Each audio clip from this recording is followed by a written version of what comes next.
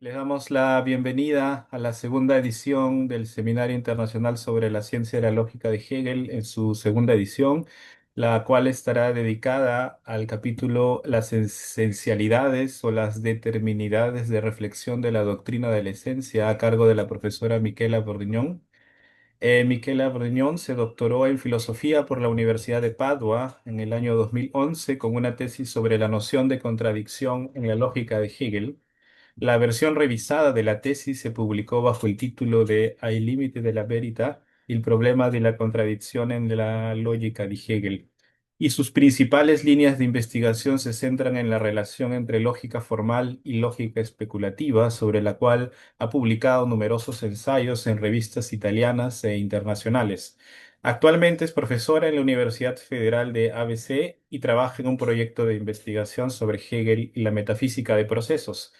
Después de la presentación de la profesora, como siempre, se podrá participar a través de preguntas y comentarios en la opción levantar la mano en la función reacciones. Y ahora le damos la palabra a la profesora Bordiñón para que pueda dar inicio a la sesión. Thank you so much. Thank you, Maverick, for the presentation. And sorry for not speaking in Spanish. I will present in English, but if you want to ask question in Spanish afterwards, as far as you speak slowly, I think I can mostly understand. If I don't understand, I will ask you to repeat the question. So I start immediately with a presentation because there is a lot of material to discuss. We are in the first part of the first chapter of the Doctrine of Essence, which is dedicated to essence as reflection in itself. And in the first meeting, we analyzed how Hegel presents the first chapter of the first part dedicated to shine. In this first chapter, Hegel outlines the pure dialectical movement of reflection. He distinguishes this dialectic from the dialectic of being. And as we saw last week, he articulates reflection into positing exterior and determining reflection. In the second chapter, which I will present today, Hegel analyzes the essentialities or determinations of reflection, and the determination of reflection are the different moments in which the moment of reflection is articulated. It is the dialectic through which essence is constituted.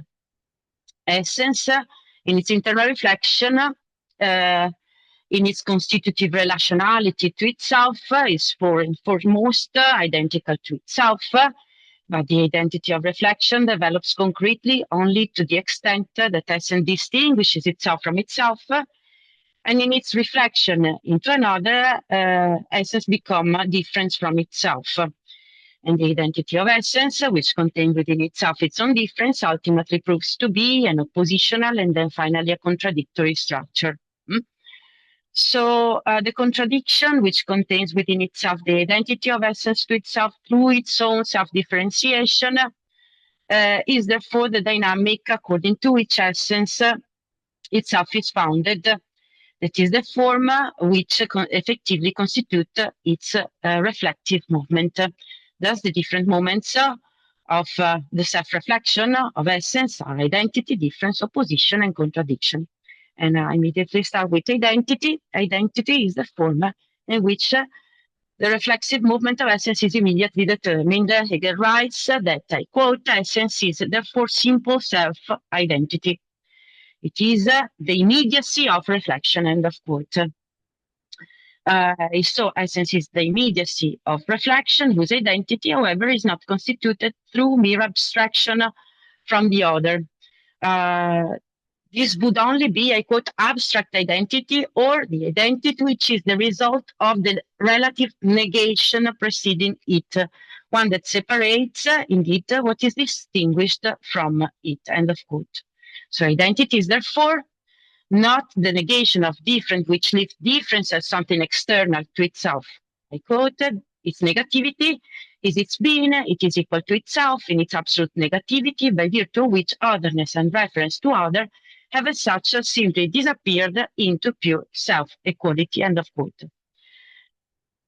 The pure negativity underlying identity as the first immediate form of reflection is such that identity is the disappearance in identity itself of the reference to other. In the first remark, Hegel provides some clarification on how to understand the pure negativity of identity. More specifically, in the first remark, after identity, Hegel distinguishes the abstract and the concrete and speculative concept of identity. The abstract conception of identity, which corresponds to the common understanding of this relation, is entirely trivial and fails to explain the process by which essence is constituted, and more generally, it fails to explain also the way in which identity is the immediate form of everything there is. The abstract and one-sided concept of identity belongs to external reflection, which keeps difference outside of identity in a relationship that is precisely external. The two opposites exist in a relation of indifference.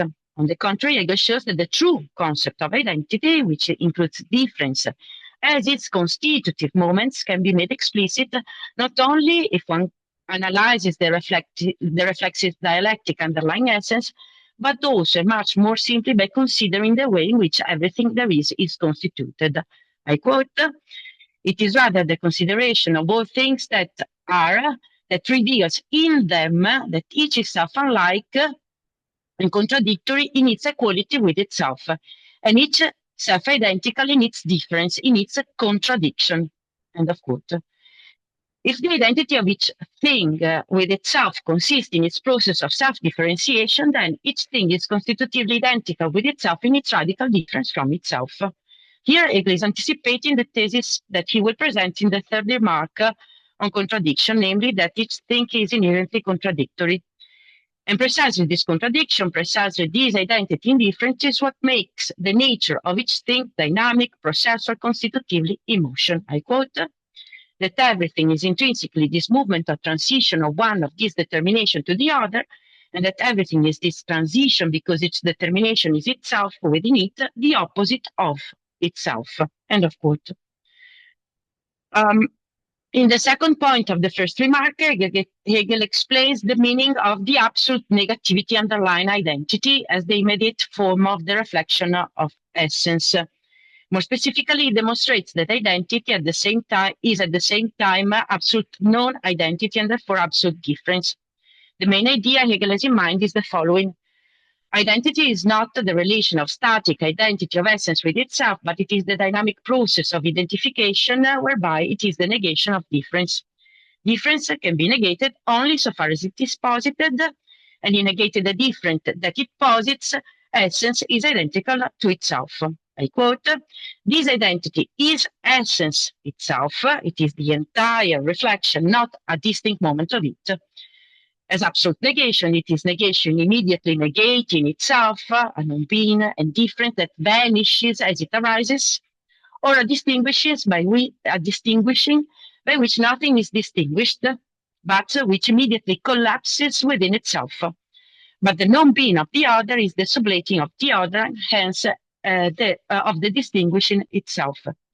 Here, then, distinguishing is present as self-referring negativity, as a non-being, which is the non-being of itself, a non-being which does not have its non-being in another, but has it within itself. What is present, therefore, is self-referring, reflected difference, or pure absolute difference. End of quote. So identity is the negativity of essence immediately reflected into itself in its immediate self-referentiality.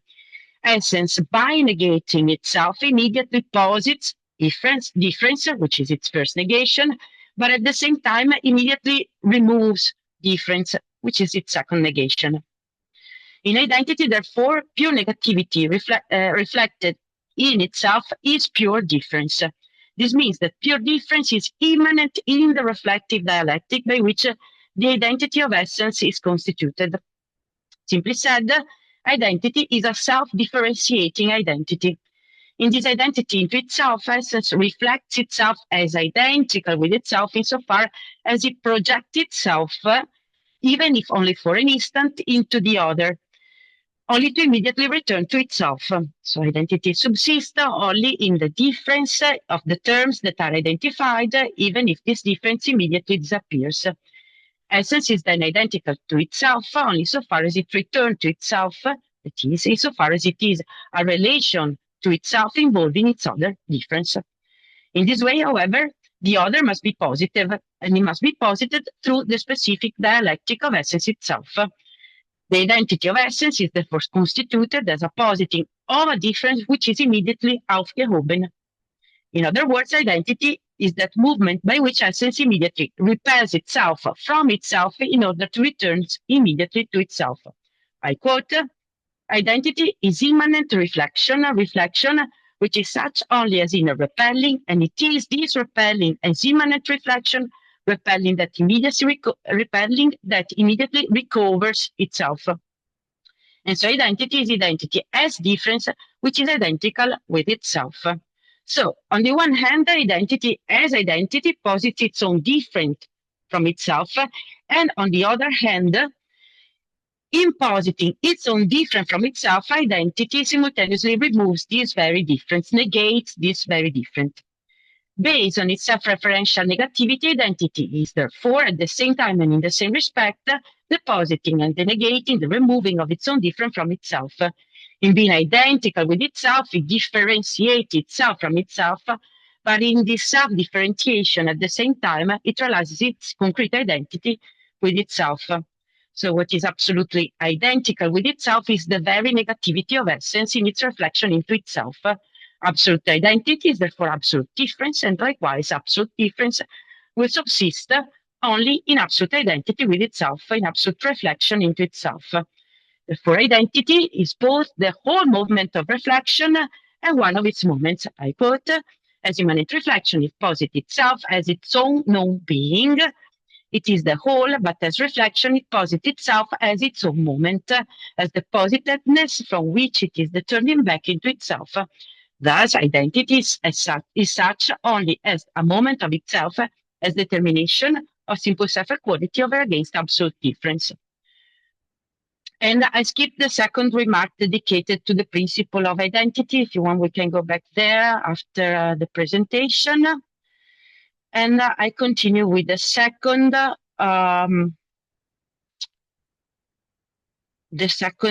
moment, the second determination of reflection, difference, and I start with absolute difference.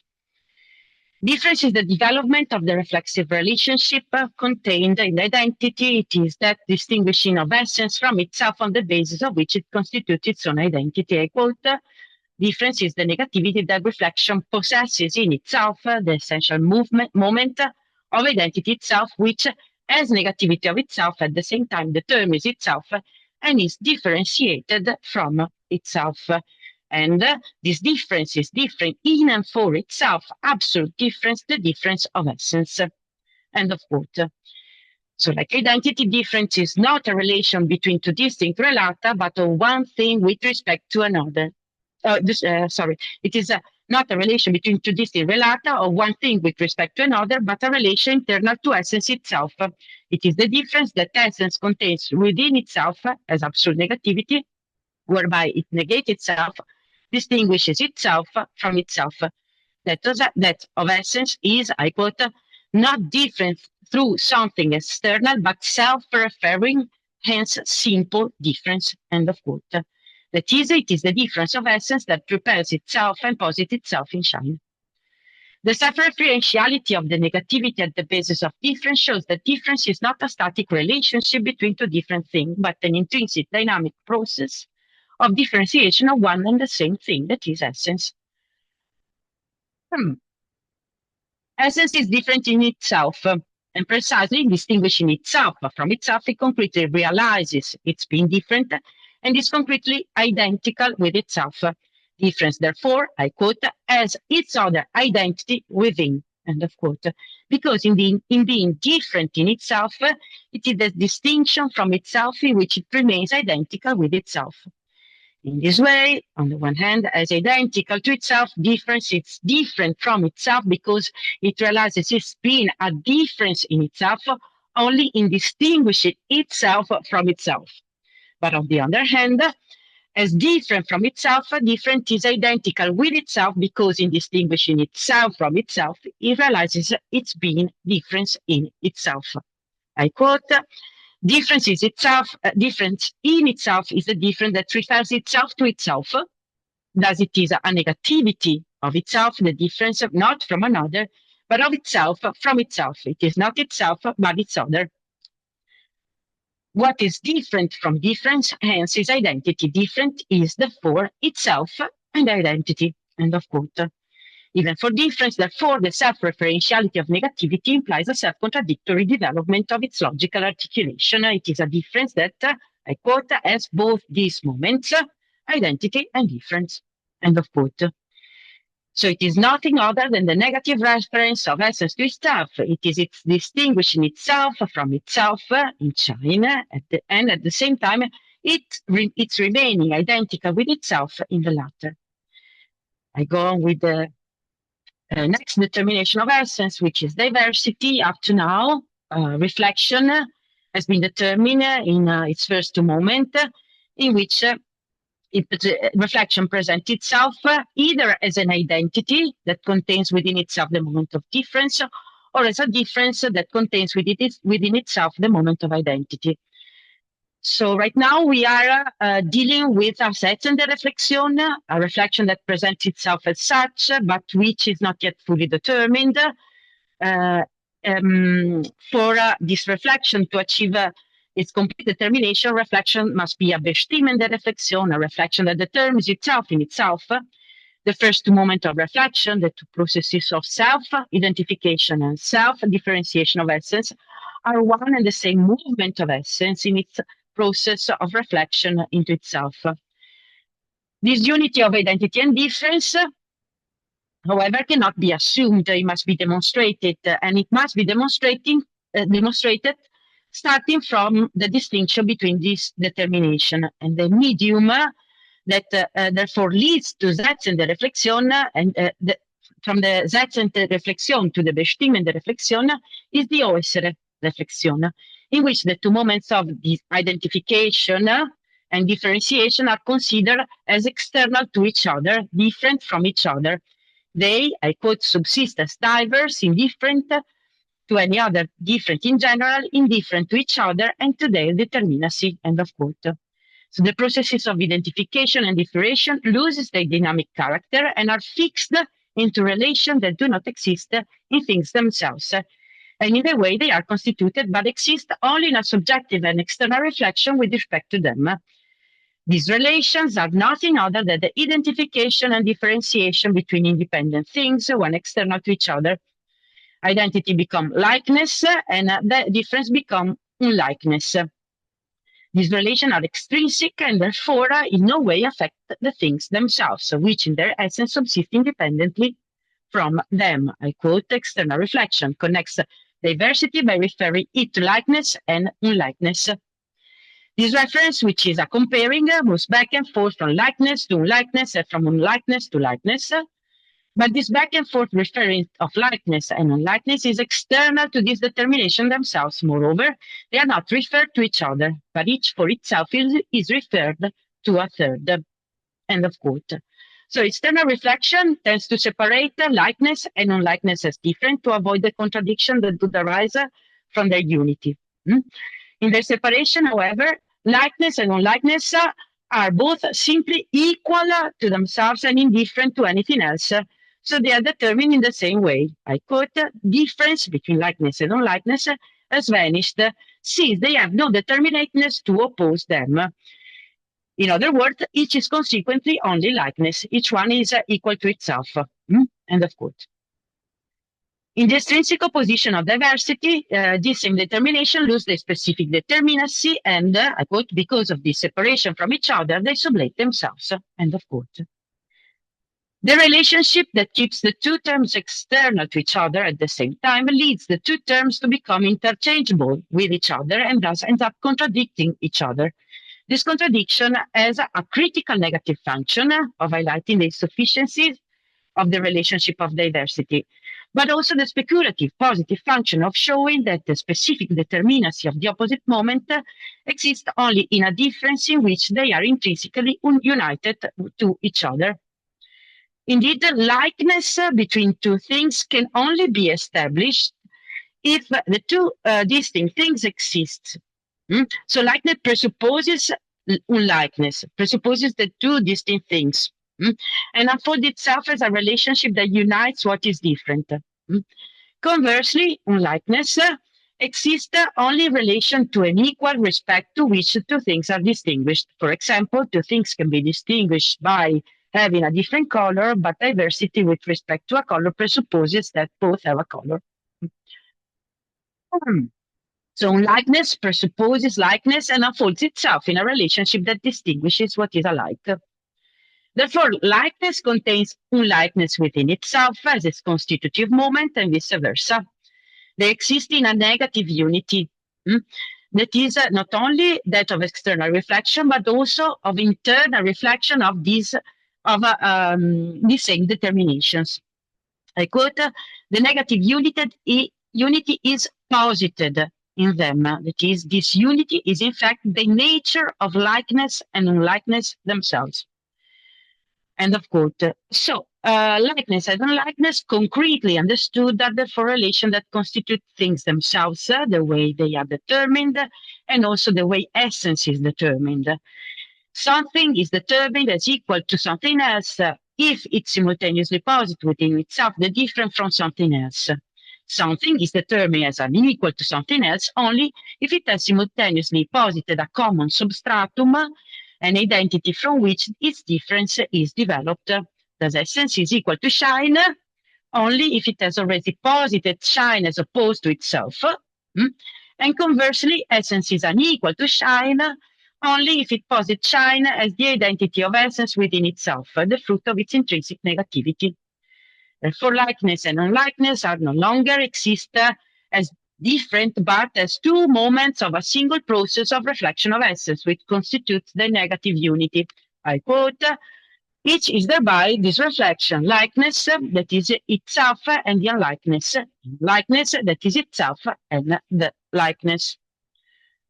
So the externality of reflection, which keep opposing determinations separate from each other, have been overcome. Reflection contains these opposites within itself, and as its own moments, it is the unity in which alone they subsist and realize their process of determination, and in which reflection itself is also fully determined. The negative unity of likeness and unlikeness in reflection within essence is inherently contradictory, as we will see, in the determination of opposition and contradiction. So I go on with the determination of opposition, which is the more complex part of the section, according to me, because there are a lot of references also to Kant. So the negative unity of opposing moments is no longer determined by the perspective of external reflection, but by that of reflection intrinsic to the moment it relates. These moments are likeness and unlikeness, no longer a static relationship of external reflection, but rather as the process through which essence is determined as equal and unequal to itself.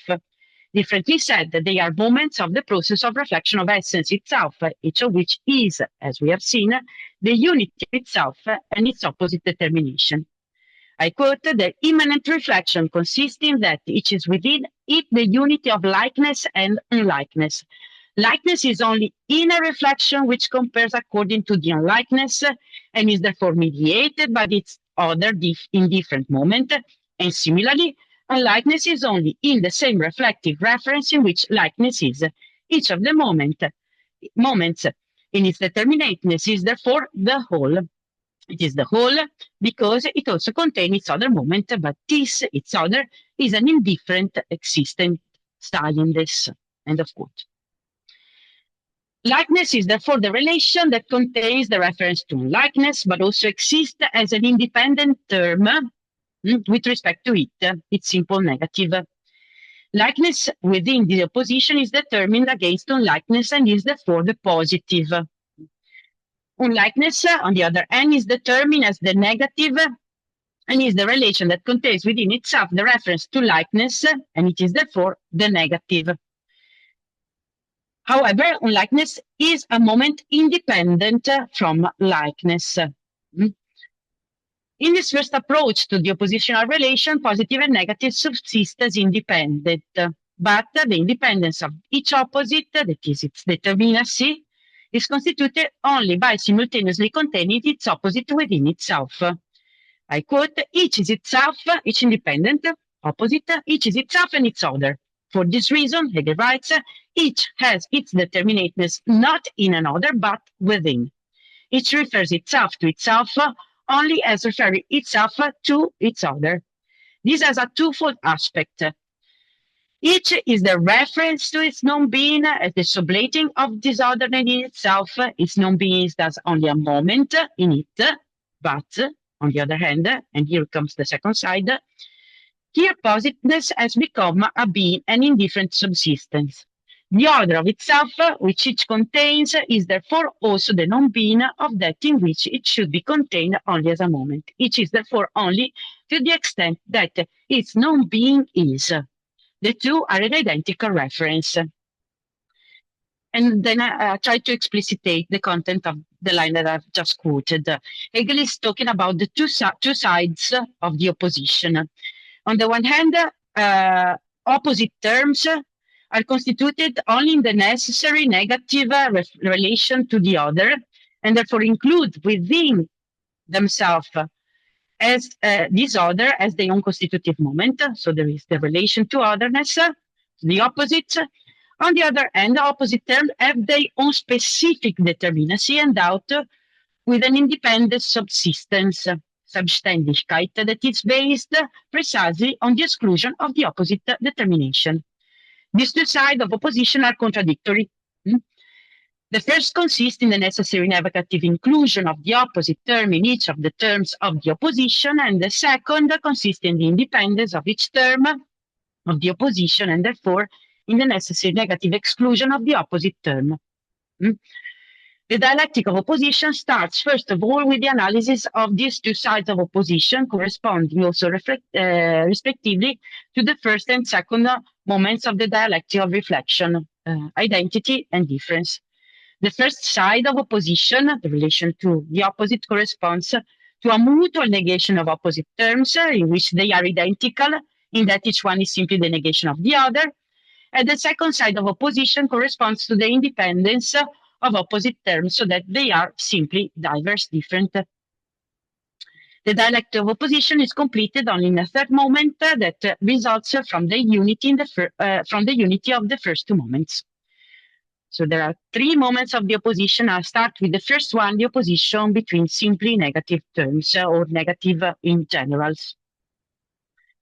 The first type of the opposition, the first type of opposition in its immediacy is the relationship in which negative and positive are simply the negative of each other. I quote, the positive and negative are first absolute moment of opposition. Their subsistence is indivisibly one reflection. It is one mediation in which each is by virtue of the non-being of the other, hence by virtue of its other and its own non-being. Thus they are simply opposites. Or each is only the opposite of the other. The one is not yet the positive and the other not yet the negative, but both are negative with respect to each other. End of quote. So in the immediate articulation of opposition, in this first moment of opposition, the opposite terms do not yet unfold their specific determinacy. The positive cannot constitute itself a positive, nor the negative as negative. Each one is simply the negative of the other.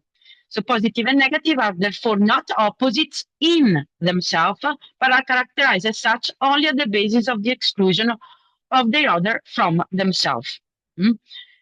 Each is only the first side of opposition, the necessary negative relation to the other, and cannot yet constitute itself in its own self-subsistence. Both are only and simply negative, or better said, they are simply the negation of the opposite determination. In this first moment of opposition, the two determinations are interchangeable because they are characterized in the same way, namely as the exclusion of the opposite. I will present an example of this first type of opposition within the field of mathematics, that is the relationship between opposite quantities of the type plus a and minus a, in which I quote, the minus a is indeed designated as the negative and the plus a is the positive, but the one is just as much the opposite of the other, end of quote. The opposite quantities, plus a and minus a, are such only in their relation of opposition, that is, insofar as they are found in the same series within which they are added or subtracted from one another. The symbol plus and minus do not respectively stand for positive P in itself of the first A and for the negative B in itself of the second, but for the reciprocal relation of addition of the first to the second and the subtraction of the second to the first. It is only this relation that makes them opposite quantities. In themselves, these quantities are an indifferent neutral A, that is their absolute value.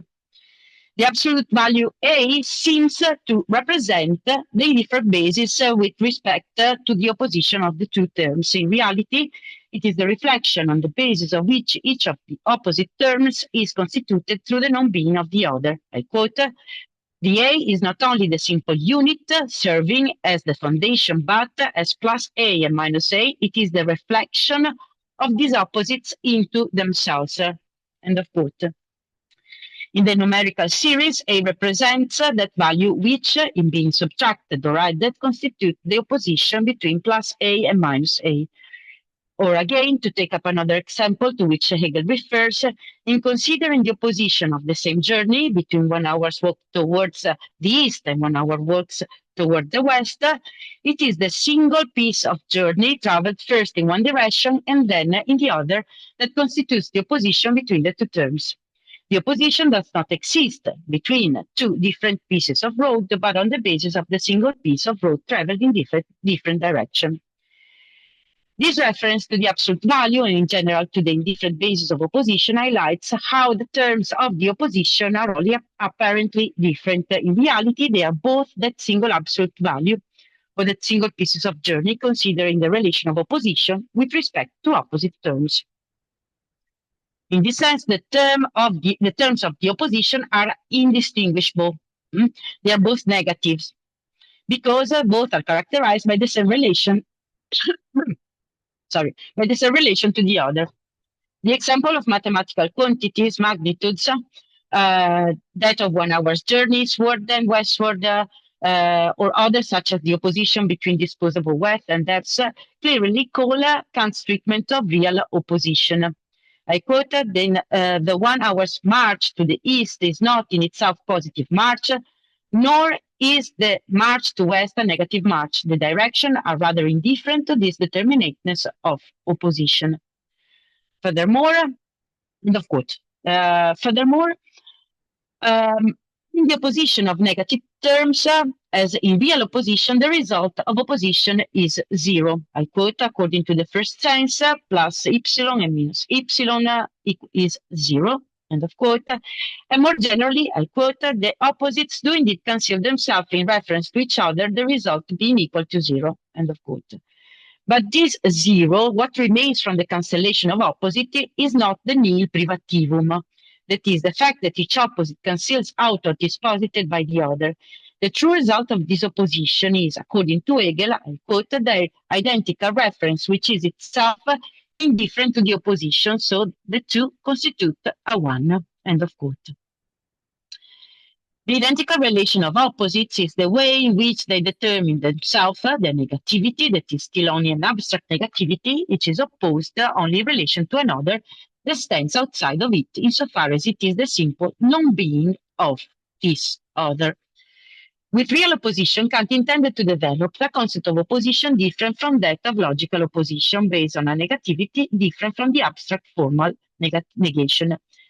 Hegel highlights here how the type of negativity on which real opposition is based does not have an effectively determining character with respect to the opposite terms, because it places them in an abstract diversity in which each ends up being confused with the other. The result of the first moment of opposition is therefore such that mutually negative determinations, insofar as they are mutually negative, are simply positive.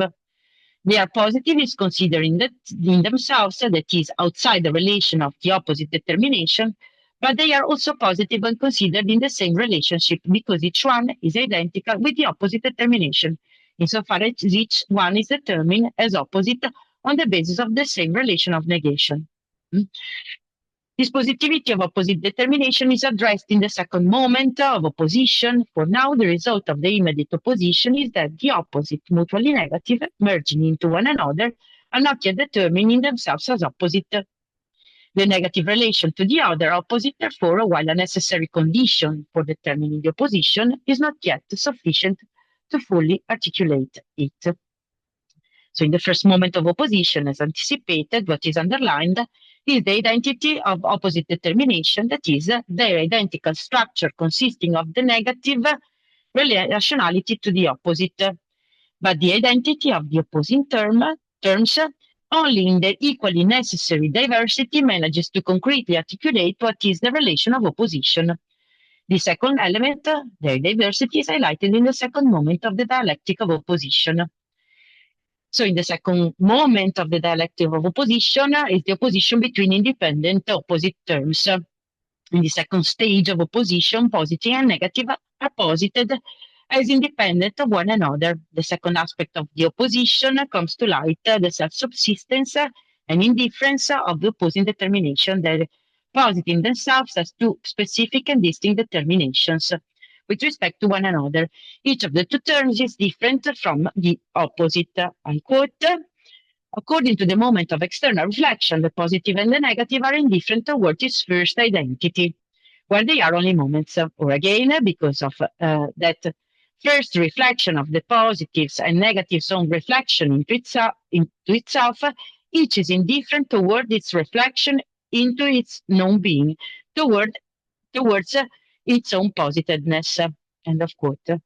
The second moment of opposition is determined on the basis of a point of view extrinsic to the determination themselves.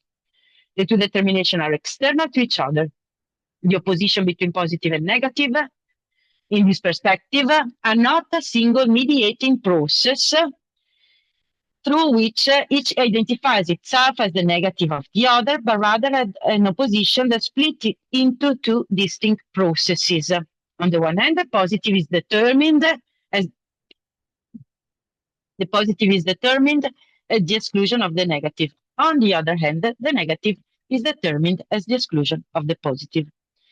These two processes, however, are not related to each other. Each of the opposite constitutes itself as a member of the oppositional relation, but at the same time it is absolutely self-subsistent with respect to the other.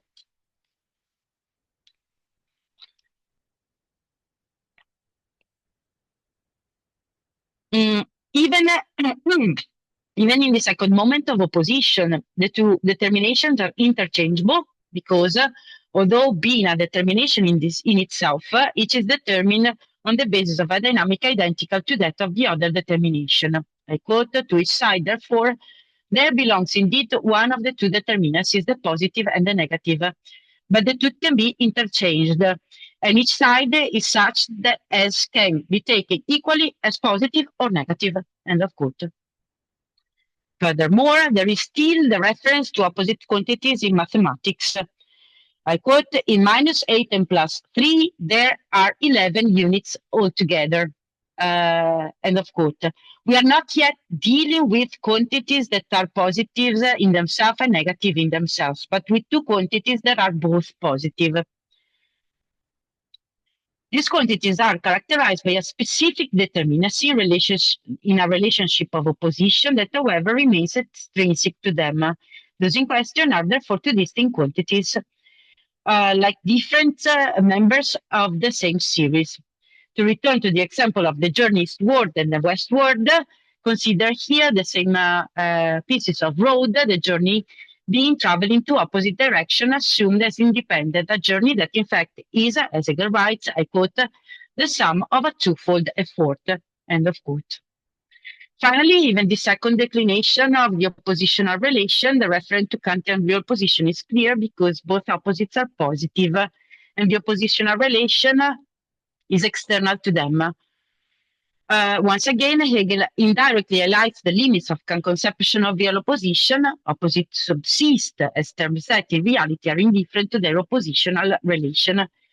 But in this relation, in which opposites exist simply in their diversity, The negativity that binds them together and effectively constitutes them as opposites remains once again indeterminate abstract because it is not posited in the opposite themselves, but in a reflection that remains extrinsic to them. So in the second moment of opposition, the diversity of the two determinations comes to light. This diversity, however, as we have seen, consists in a distinction that is still external to the opposite, a distinction that is not yet determined. Positive and negative are already distinct, but what distinguishes them has not yet emerged. The diversity of the opposite, their independence, is like their identity, a necessary but not sufficient condition to fully determine how the oppositional relationship is articulated. What is missing is the understanding of how the other enters the field in the mediation process in which its opposite constitutes itself. This aspect is the one addressed in the first moment of opposition. So to fully articulate this relationship, it is therefore necessary to bring these two moments together. Only together they are necessary and sufficient condition to completely unfold the nature of the opposition. This overall perspective is exploring the third moment of opposition, which is the opposition between the negative in itself and the positive in itself. So the third moment of opposition brings together the first moment, the negative relationality of the first moment, and there being at the same time a difference of subsistent determination of the second moment. I quote, "The positive and the negative are not only posited being, nor they are something merely indifferent." So he mentioned the first sides here, the first and the second sides here. But their positiveness, Hegel writes, or the reference to the other in one unity which they themselves are not, is rather taken back into the self-subsistence of each of the two. So it is on the basis of the intrinsic relation to its opposite that each of the opposite terms constitute itself respectively as positive and as negative. Each of the opposite realizes its own self-subsistence, its specific determinacy, its own independence, only in the subsistence and dependence on its opposite. Therefore, there no longer exists a positive against the negative or a negative against the positive. In the third moment of opposition, we have the positive that is positive in itself. It is a positive that is no longer positive in relation to another that is outside of itself, because the positive has within itself the negative with respect to which it is positive. And likewise, the negative is no longer a negative insofar as it determines itself negatively in relation to another that stands against itself. But it is negative in itself because it has within itself the other, the positive, with respect to which it is negative. I quote, "The sides, the positive or negative in themselves, are not therefore outside the difference to the other. On the contrary, this reference, precisely as exclusive, constitutes their determinacy or their in itselfness." End of quote. Both opposite determination, therefore, are that reference to something else which at the same time they reject from themselves as independent. I quote, "Each is thus self-subsistent, unity existing for itself." End of quote. In this third moment of oppositional relation, Hegel refers to positive and negative mathematical quantities no longer simply as added or subtracted, nor even as positive and negative in themselves. The positivity and negativity of mathematical quantities here no longer has to do with operations external to them, but with the quantities themselves, positive and negative numbers. Hegel underlines the distinction in question with the example, I quote, "In 8 minus 3, the first minus means opposite to 8, but the second minus 3 has the value of something opposed in itself, outside the reference to 8, end of quote. The second type of negative quantities is constituted by the negativity that is immanent in the number in question. To understand how each of the opposite concretely constitutes itself as a self-subsistent determinacy, not despite but precisely because it constitutively contains each other within itself, each must be thought within the reflexive moment movement of essence. They are not simply two opposite terms fixed against each other. The intrinsic relationality of positive in itself and negative in itself is characterized by the same dynamisms on the basis of which essence itself is constituted as such. Therefore, what must be thought is the opposition of each term to the other, that opposition on the basis of which each determines itself precisely as an opposite in itself.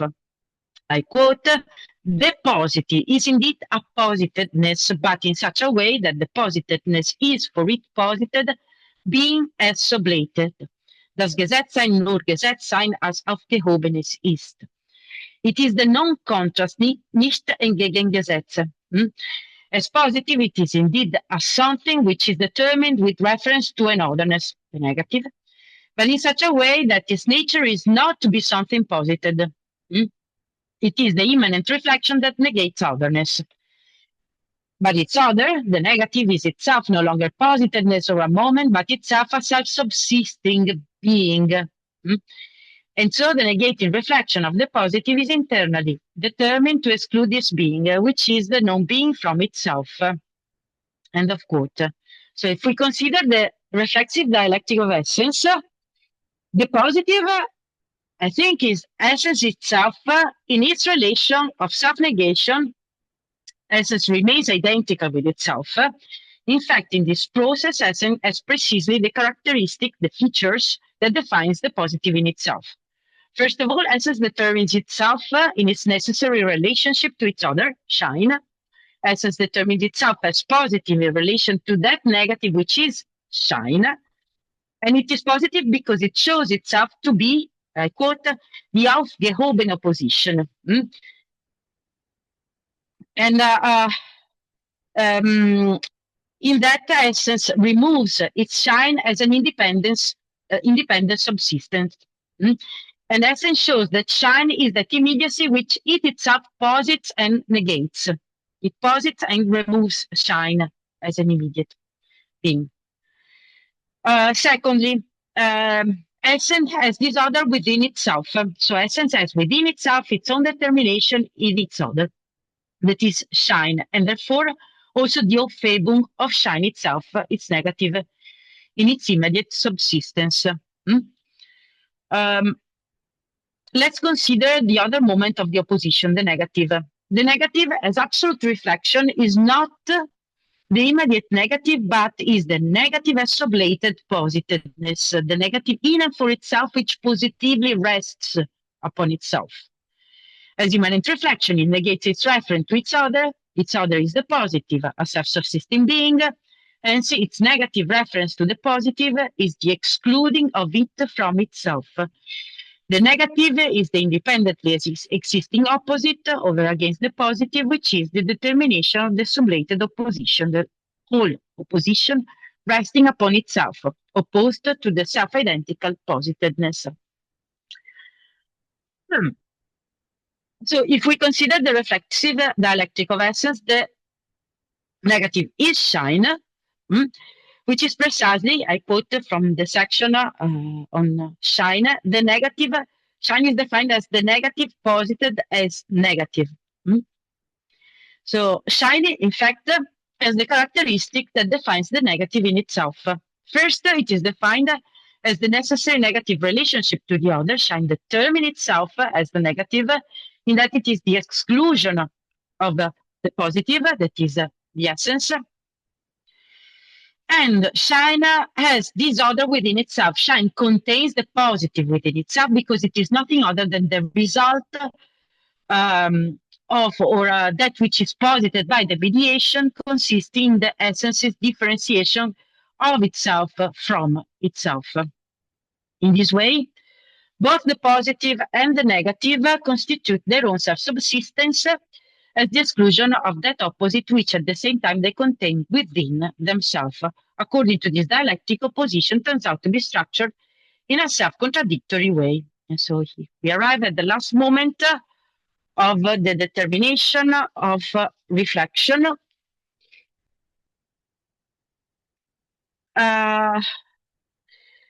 Contradiction. Every opposite, in excluding its opposite, which it simultaneously contains within itself and which allows it to define itself as opposite, ends up negating itself. The self-referentiality of negation at the basis of opposition implies the self-contradictoriness of the dynamic form upon which the two moments of opposition are structured. I quote, "The positive and the negative, however, are deposited contradiction, for as negative unities, they are precisely their self-positing and having each the sublating of itself and the positing of its opposite." End of quote. Every opposite as an opposite in itself include its other within itself. We saw this in dialectic of opposition, in the result of the dialectic of opposition. But as an opposite, the opposite also excludes the other from itself, exclude its opposite. Therefore, the opposite is both the unity with the opposite determination, but it is also the negation of this unity.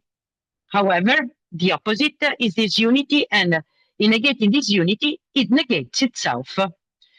The opposite denies what it is in itself. Because of this negative reference to itself, the opposite itself turns out to be structured in a self-contradictory way. At the same time, and in the same respect, it both has and does not have its opposite within itself. It is and is not the unity with its opposite. I quote, "As this whole, each moment is self-mediated through its other and contains this other." And Hegel wants to say that contains this other in itself. It's the unity with this other. But, I continue the quotation, "but it is also self-mediated through the non-being of its other, and is therefore the unity existing for itself and excluding the other from itself." So the opposite both containing itself its opposite, and at the same time it excludes the opposite from itself. Okay, I go with the second part of the quotation. "Since the self-subsisting determination of reflection excludes the other in the same respect as it contains it, and is self-subsisting for precisely this reason, in its self-subsistence, the determination excludes its own self-subsistence from itself. For this self-subsistence consists in that it contains the determination which is other than it in itself, and does not refer to anything external for just this reason, but no less immediately, in that it is itself and excludes from itself the determination that negates it. And so it is contradiction." So now we try to make explicit the second part of this quotation. The self-contradictoriness of opposition consists in the fact that each one of the opposites determines itself at the same time and in the same respect into processes, the exclusion and the inclusion of the opposite, and these processes are negative, are incompatible, are supposedly incompatible. Or even in more explicit terms, since exclusion is an opposition and inclusion is a non-opposition, each of the opposite terms determines itself both as the opposition and as the non-opposition to the opposite terms. In fact, the opposite in itself, the negative unity of positive and negative, as opposed in itself, as it is the negative unity by which it contains its own opposite within itself, excludes its being opposite. It excludes this negative unity in excluding its own opposite, and therefore it turns out to negate itself. It negates its being an opposite. But in doing so, it posits the opposite determinations. Differently said, as opposed in itself, each opposite excludes its opposite that it has within itself, and by excluding its own opposite, it excludes its own being an opposite in itself. Without this opposite in itself, it is not an opposite anymore. Nevertheless, by excluding and negating its opposite from itself, each opposite also posits its own opposite as an opposite, and the reflexive dialectic of opposition starts again. The two terms of the opposition are not simply contradictory with respect to each other, but each is inherently contradictory, or rather self-contradictory. This mechanism is specifically expressed in the two members of the opposition, the positive and the negative. The contradictory character of the positive. The positive determines itself as positive in the exclusion of the negative from itself, but in this excluding activity, the positive itself is negative. I quoted, the positive is contradiction in that as the positing of self-identity by the excluding of the negative, it makes itself into a negative, hence into the other which it excludes from itself, end of quote. On the other hand, the negative as such excludes the positive from itself, but in doing so it is identical with itself. Relatively, it relates positively to itself, therefore it is positive. I quote, the negative is itself the unlike, the non-being of another, consequently reflection is in its unlikeness its reference rather to itself, end of quote. On the basis of this logical dynamic, then, the positive, to the extent that it is positive, in excluding the negative, is negative, and on the other hand, the negative, to the extent that it is negative, identical to itself, is positive. The reference between the two types of contradiction consists in the fact, the difference between the two types of contradiction consists in the fact that, I quote, the positive is only implicitly, this contradiction, an sich dieser Widerspruch, is contradiction only in itself. The negative, on the contrary, is the positive contradiction, das Gesetz, Widerspruch. End of quote. So the opposite are contradictory in themselves insofar as they are the negative reference to themselves, but the positive is the negative reference to itself only insofar as it reveals itself to be negative. The negative, on the other hand, is already in itself this negative reference to itself. The negative constitutes itself as its own negation and is identical with itself only in this self-negation. I quote, the negative is this to be identical with itself over against identity, and consequently, because of this excluding reflection, to exclude itself from itself, end of quote. But what is the value of this self-contradiction of opposites? How does it relate? How does this contradiction relate to the way essence is determined? That is to say, to its constitutive dialectic.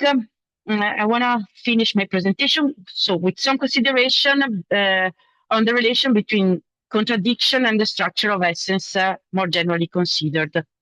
Contradiction is the last moment, and thus of the determinations of reflection, and it represents the truth of the dialectic of determination of reflection. It is that in which it finds its ground.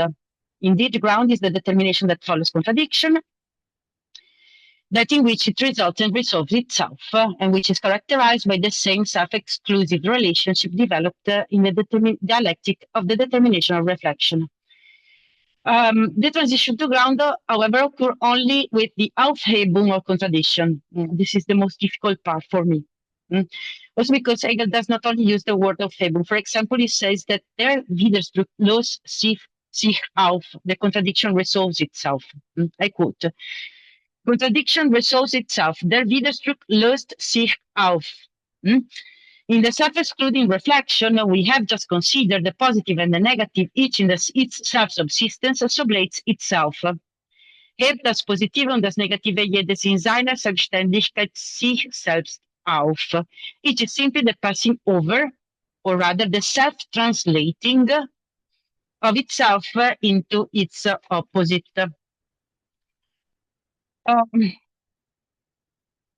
Some interpreters refers to these lines to show how, for Hegel, contradiction is simply a sign of the inadequacy of the abstract conception of opposition, in which the understanding assumes opposite terms as independent of one another. This would imply the denial of the very independence and the explication of the intrinsic relationality on which the concrete constitution of opposite terms is based. In this interpretation, the understanding's assumption of the opposite as independent fails to take into account the fact that, as we have seen, the abstract and immediate conception of opposite is that they exist in a constitutive reciprocal relationship where they are the negative of each other. Furthermore, the meaning of the term independent is misunderstood. The removal of the independence, Selbstständigkeit, the removal, the Aufhebung of the independence, Selbstständigkeit of the two opposites does not imply the negation, the overcoming, the removal of their independent subsistence with respect to each other. This indifferent self-subsistence has already been sublated with the passage from the second to the third moment of opposition. That is, with the passage from opposite as indifferent, according to the type of relationality built on an external reflection to the terms in question, to opposite as independent. The independence, Selbstständigkeit, to which Hegel refers in the line cited that I have just quoted, is not equivalent to their being determinate regardless of the reference to the other, but to they having within themselves the other that they exclude from themselves. Their independence is therefore the specific, concretely unfolded determinacy. This determinacy or independence is constituted by a negative self-referentiality and is therefore a determinacy and independence that eliminates itself. Contradiction is articulated precisely by this negative reference and implies the Aufhebung of each opposite within itself. Precisely because it is an opposite in itself, this does not mean the contradiction is not true. Indeed, the truth of every opposite is precisely this negative self-reference as this self-Aufhebung of itself, which is structured according to the self-contradiction outlined above. Naturally, through the Aufhebung of the opposites,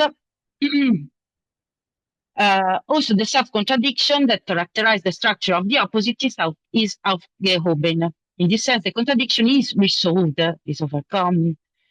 As always, however, the Aufhebung is a negation that is at the same time a preservation. In fact, precisely in this own self-negation and Aufhebung, each of the opposites remains identical with itself. I quote, they fate themselves to founder since they determine themselves as self-identical. Yet in their self-identity, they are rather the negative, the self-identity, which is reference to other. End of quote. The negative reference to itself of each opposite consists in excluding from itself the very opposite it contains in itself. In excluding it, the opposite excludes itself, as we have seen, but at the same time posits its own opposite as excluded, and therefore it posits its own opposite as an independent opposite.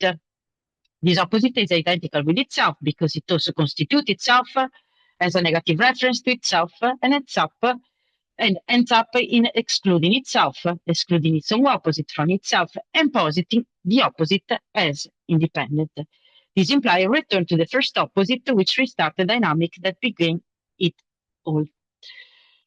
Opposites, therefore, are not only opposite in themselves, but are also moments of the overall movement of opposition in which the determinacy of each is fully unfolded when it eliminates itself.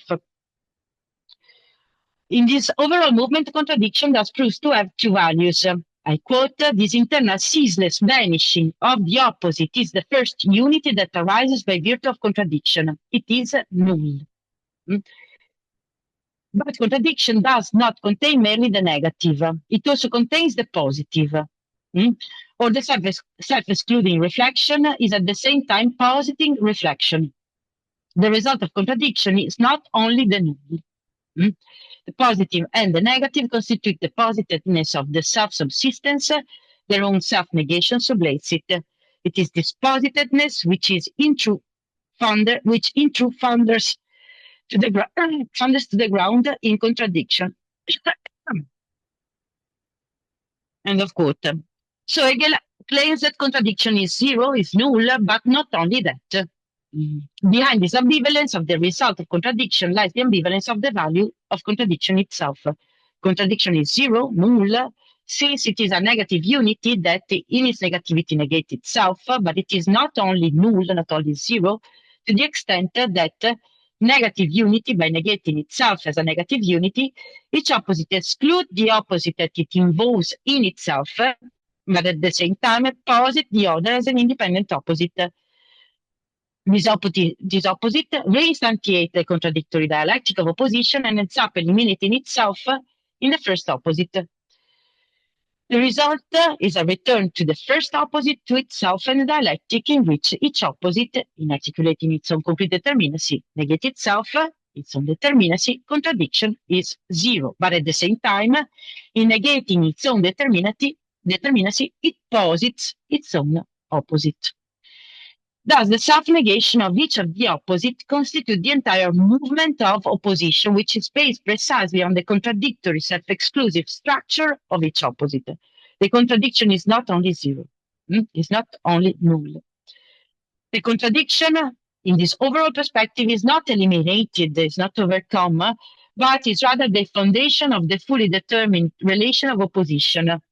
I quote, it is self-subsisting, existing in itself, an sich seiende Selbstständigkeit. And the sublating of this positiveness, the auf eben dieses Gesetzsein, is only through this sublating a unity that exists for itself and is in fact self-subsistent. End of quote. So the two value of contradiction can be further explained by framing the dialectic of opposition within the reflexive movement of essence.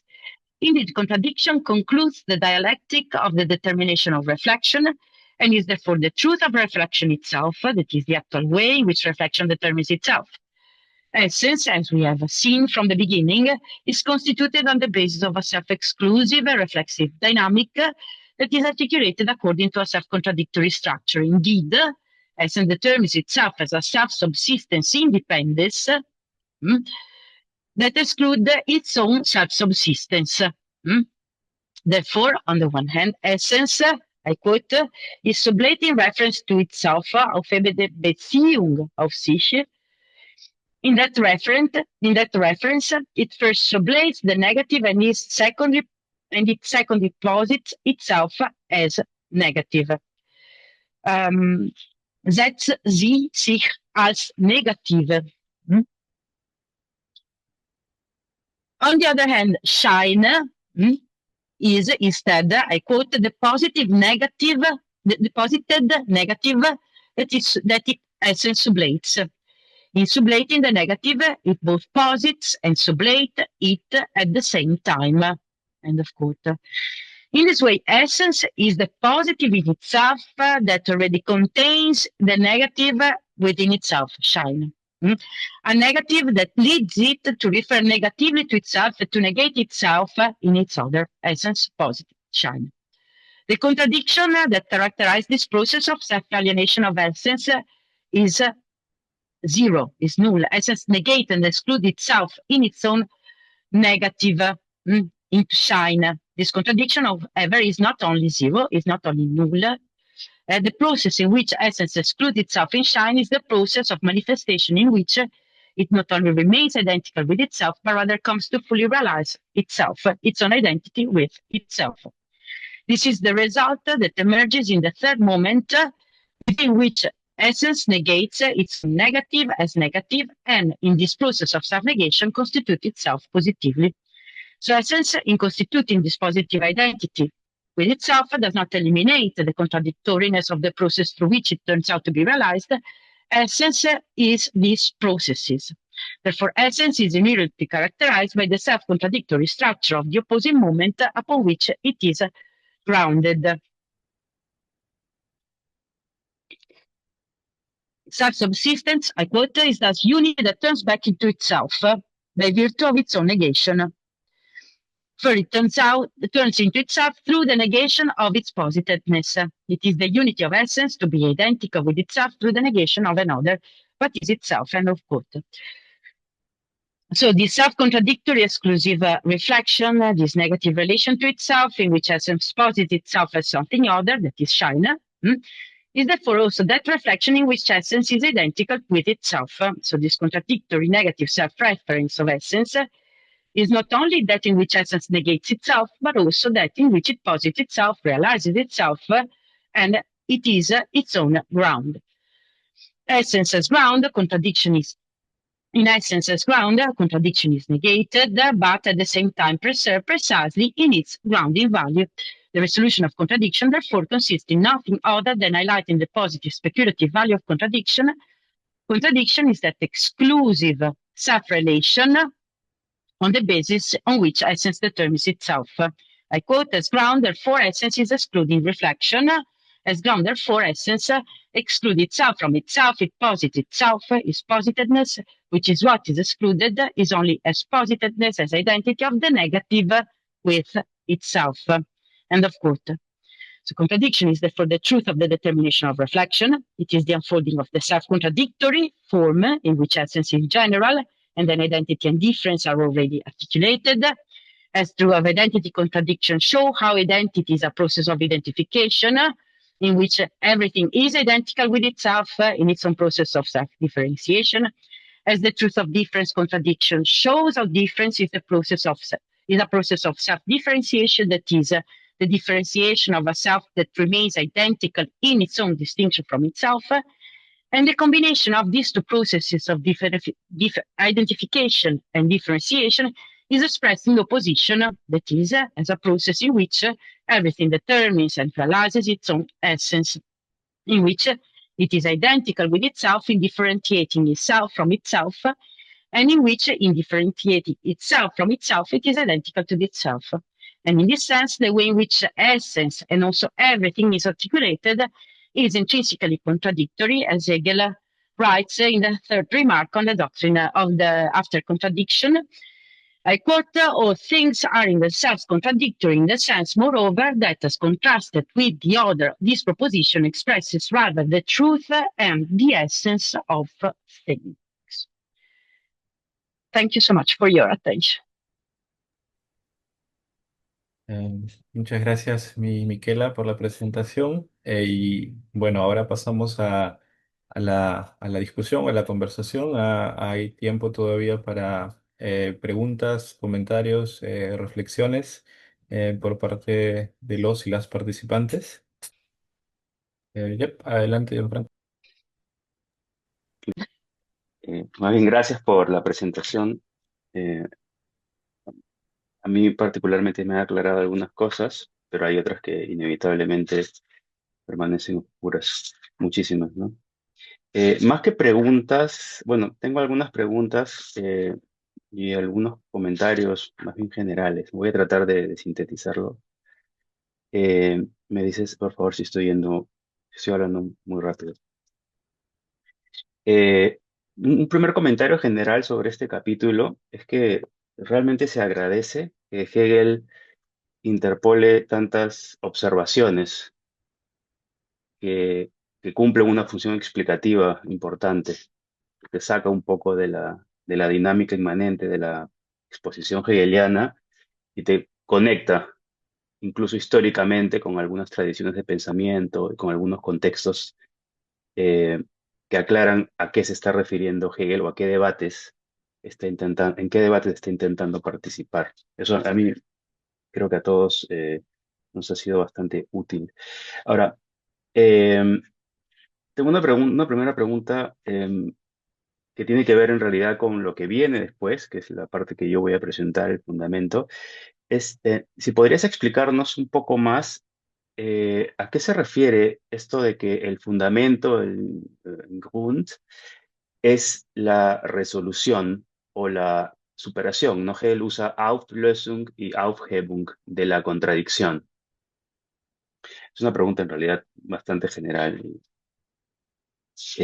pero quizás te permita para ir al detalle de algunas cosas que presentaste.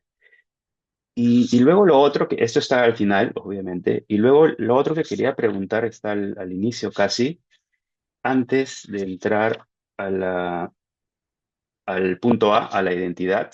Hay la primera observación del texto, en donde Hegel dice, eso está en la página 260 de la edición alemana, que corresponde a la 458 de la traducción de Duque y a la 355 de la traducción de Di Giovanni, que es probablemente la que hayas utilizado tú.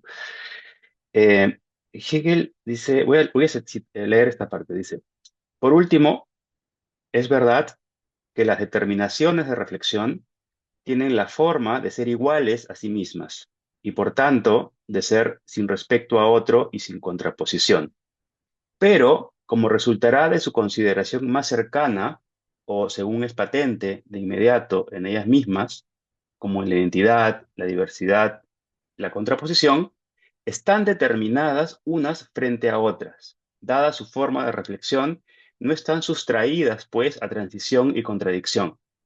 Las variadas proposiciones que vienen establecidas como leyes absolutas del pensar están, por tanto, consideradas más de cerca, contrapuestas unas a otras. Las unas contradicen a las otras y se superan, aufheben, recíprocamente entre sí.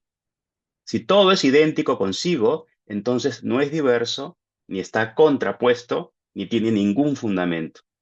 O bien, cuando se acepta que no hay dos cosas iguales, es decir, que todo es diverso entre sí, entonces A no es igual a A. Entonces tampoco A está contrapuesta, etc. La aceptación de cualquiera de estas proposiciones impide la de las otras. La consideración carente de pensamiento, acá viene la crítica, las enumera una después de otra, de manera que no aparecen en referencia alguna entre ellas.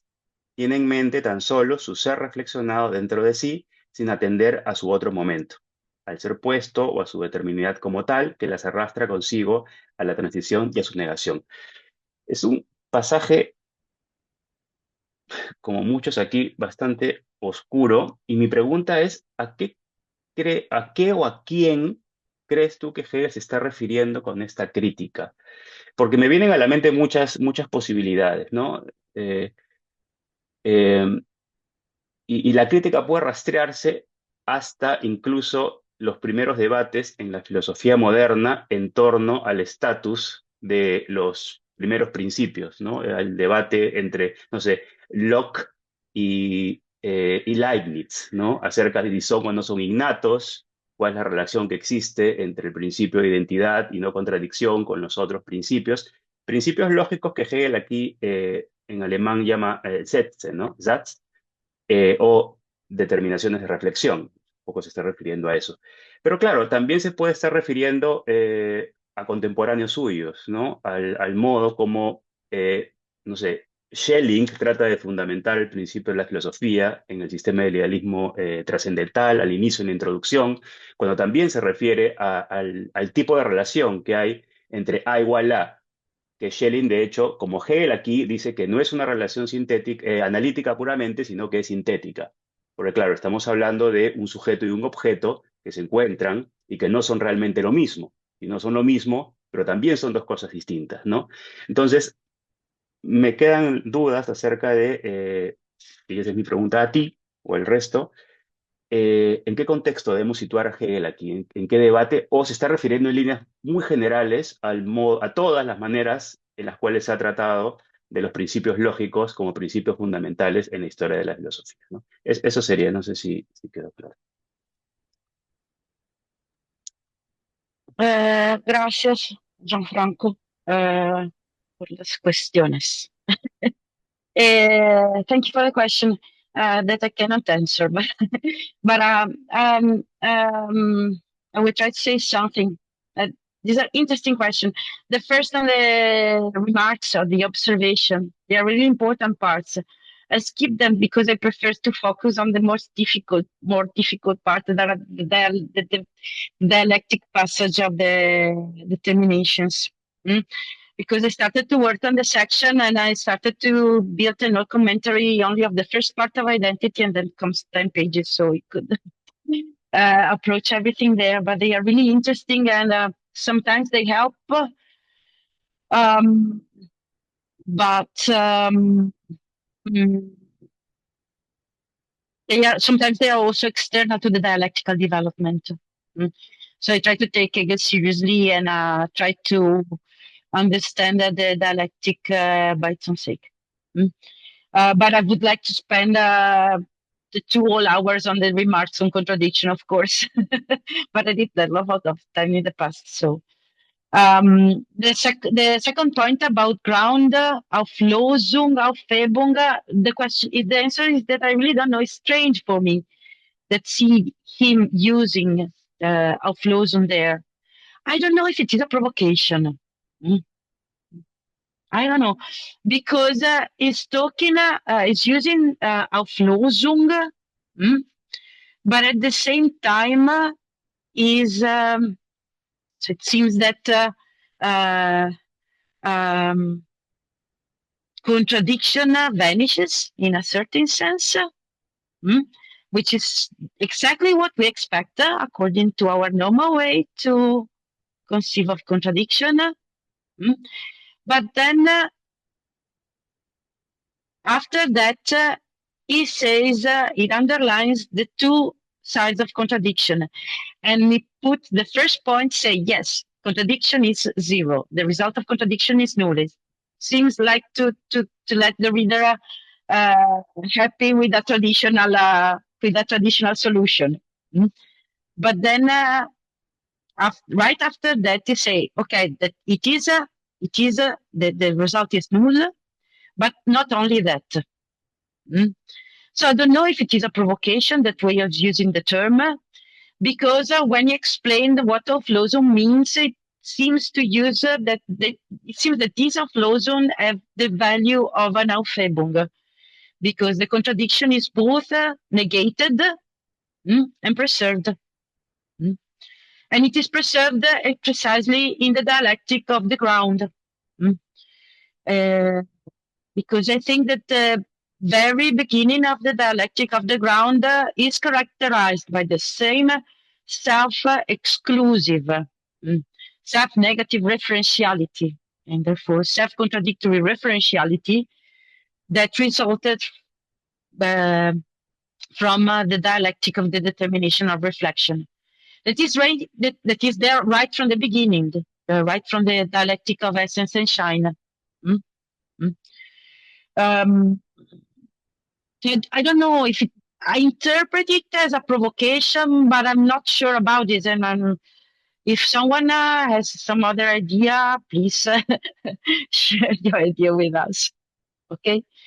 But it's just an impression. It's strange because it does not seem coherent with his own use of the language. It's for me a provocation, and it's not the only provocation that he presents in this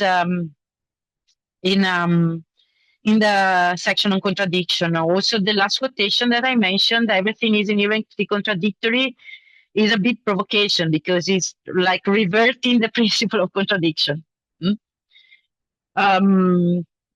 He knows that he's saying something revolutionary there. And with respect to the third point about the laws of thought, what is the reference? Same thing. I have not a clear ideas about the reference there. It can be early modern philosophy. You mentioned Locke, the debate about innate ideas and so on. But he was also an art researcher on the studies on formal logic at the time. So there is the reference. For me, the reference always has been the status of the studies of formal logic at that time, sincerely. But of course, I'm not sure about this. The problem with him is the fact you mentioned the point, the enumeration of the principle, as if the principle were separated laws of thoughts, which is exactly what is the limits of the consideration of formal logic. Is he always presents this criticism against formal logic, which perfectly works for Hegel too, in a determinate domain of thoughts, but which is not sufficient in order to develop speculative thinking. And he showed this precisely when he shows how I can consider that same categories that I find in the laws of thought and see how each one of these categories contains its opposite and always to derive this opposite. So it shows a completely different and organic way to consider these laws of thought. And when I consider the different laws as separate, I put them as separate laws. The contradiction between them, everything is identical with itself. Everything is different, diverse. with respect to other things.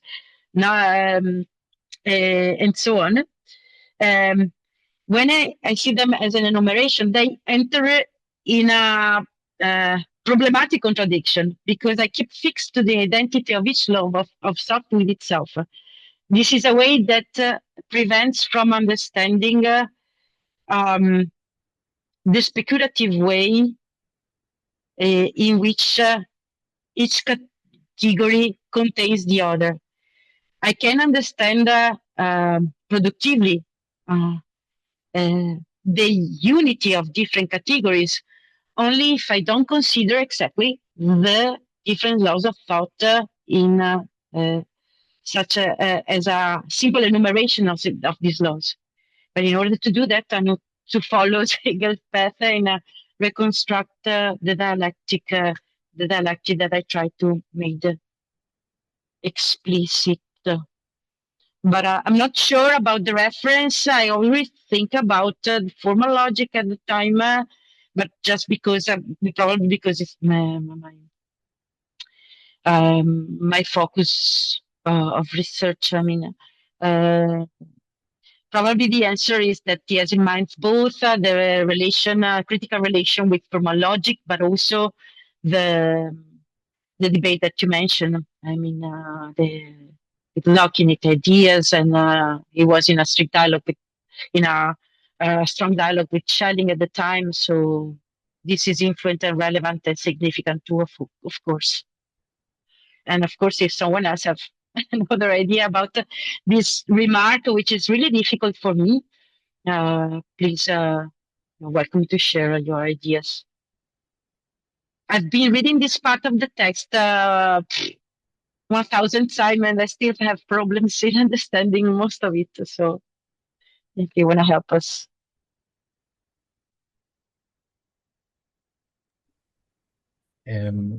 Gracias. Tal vez alguna otra comentario, pregunta.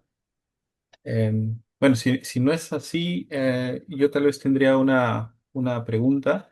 Es una pregunta bastante general y partiendo también de que tú has estudiado, digamos, el concepto o el sentido, el significado de la contradicción, ¿no? En la filosofía de Hegel a nivel sistemático.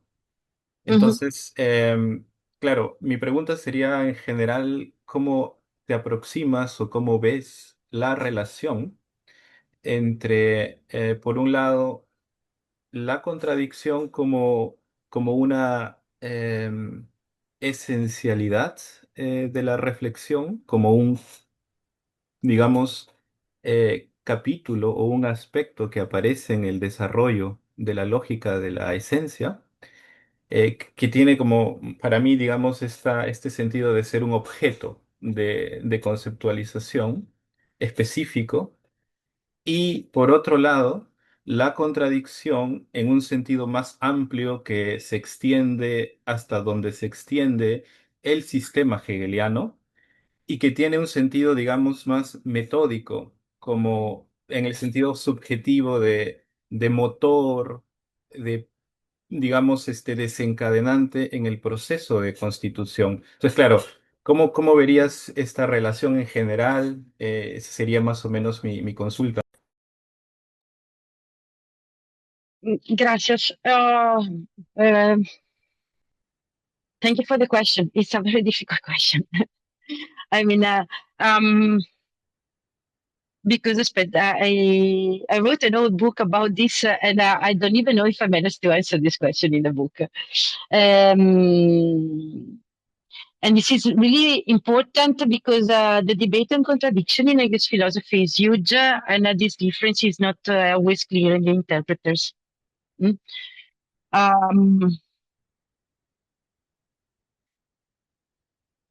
Okay, the two meanings are separate. I have this category, contradiction, but it is a very specific category with a specific contradictory structure, self-contradictory structure, which I tried to explain. And I have the methodological meaning of contradiction, what you call the methodological meaning of contradiction, which is separated but not completely separated, because I think of this moment of contradiction, this determination of contradiction, as part, as one of the instantiation of the methodological role that contradiction perform along all the system. Mm. But and I cannot say, when people ask me what do I mean by contradiction, in the science of logic, I always answer, you need to read the whole book, because you cannot explain. I think you cannot give a general account of what contradiction is, methodologically speaking, because methodologically speaking, method is content, and the content changes in every moment of the system. Mm? So I cannot give a proper answer, but I think that is because of the very nature of the methodological contradiction. Mm? If I should try, to individuate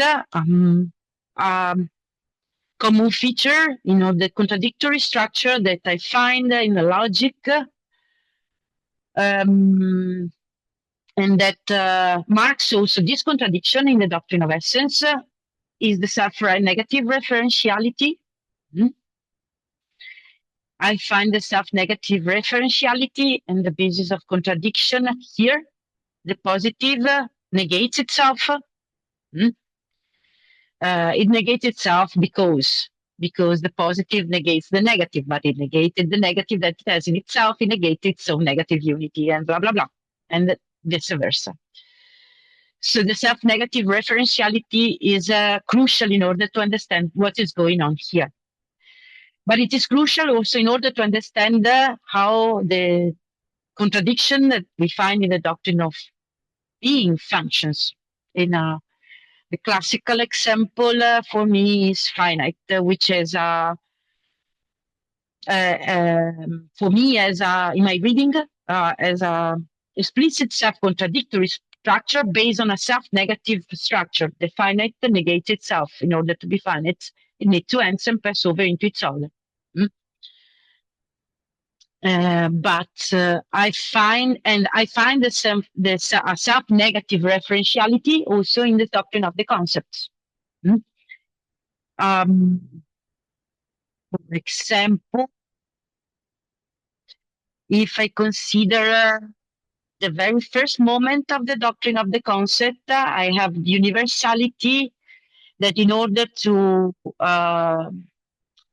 that in being an abstract universality is the negation of particularity, but in being the negation of particularity, this negation of its own universality, and not turns out to be in itself a particularity. Universality negates itself. So I think that self-referential negativity is a common feature in all the relevant contradiction that I meet in the science of logic. But of course, this self-negative, self-contradictory dynamic articulates itself in different forms depending on the specific dialectic, on the specific logical content that we are approaching. I don't know if I, Sí, in ya, some sí, way, sí, I gracias. answered the No, question. no, está bien, gracias. Gracias, sí. Sí, todavía tenemos tiempo para todavía algunas participaciones, comentarios o reflexiones. Sí, Franco. Gracias. Sí, a ver, ¿cómo te parece, Miquela, o a todos en realidad, que Hegel trata la relación entre principio de identidad y principio de contradicción en la sección A? O sea, A, identidad; B, diferencia; C, contradicción, ¿no? Porque por momentos, sobre todo en esa primera sección, identidad, donde parece efectivamente que Hegel está saldando cuentas con la lógica formal de su tiempo, pero con la lógica formal en general, que toma como dados estos dos principios y aparte los utiliza de manera indistinta por momentos, ¿no? Como si principio de identidad y principio de contradicción o no contradicción fueran a veces las dos caras del mismo principio, a veces dos principios complementarios, etcétera. Mi pregunta es, o mi duda es, ¿Hegel no hace un poco lo mismo en esta primera sección? Porque tiene frases donde pareciera que les da la misma importancia, que los usa como sinónimos, pero luego hay partes donde claramente los distingue y luego la cosa se complica aún más porque a la contradicción le da un espacio propio más adelante, ¿no? Entonces, no sé cómo ven esta extraña relación entre identidad y contradicción, desde identidad a través de la diferencia hasta la Mm, contradicción propiamente dicha, ¿no? mm. Thank you, Gianfranco. Mm, I remember in the remarks after identity mentioned both principle as one being as the principle of contradiction being the negative expression of the principle of identity. And he mentions the principle, the law of identity, principle of identity, A is identical to A. And then he mentioned what he calls the principle of contradiction. A cannot be both A and not A. Okay. There, the reference to the principle of identity and contradiction is used to explicate in a better way than I did the very reflection, an example, a concrete example of the dialectic of identity, and why identity contains in itself or is in itself pure difference. So in the principle of identity says that we have the perfect expression of the fact that the very relation of identification